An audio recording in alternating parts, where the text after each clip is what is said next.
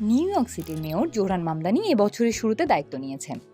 প্রতিশ্রুতি অনুযায়ী কাজও শুরু করেছেন। তার নির্বাচনী প্রচারণার অন্যতম এজেন্ডা ছিল ধনীদের ওপর কর আরোপ করে ব্যয় কমানো।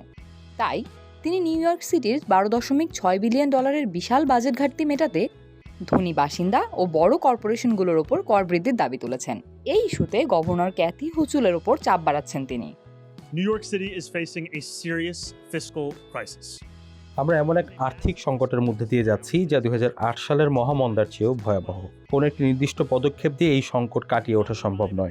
আমাদের প্রতিটি সম্ভাব্য পথেই যাচাই করতে হবে। এর অর্থ হলো একদিকে যেমন আমাদের অভ্যন্তরীণ সাশ্রয় ও কার্যকারিতা বাড়াতে হবে, তেমনি নিউ ইয়র্কের শীর্ষ ধনী ও মুনাফাভোগী প্রতিষ্ঠানগুলোর উপর কর বৃদ্ধি করতে হবে। একই সঙ্গে সরকারের সাথে আমাদের সম্পর্কের নতুন সমীকরণ তৈরি করা প্রয়োজন। And changing the fiscal relationship with the wealthiest New Yorkers and the most profitable corporations.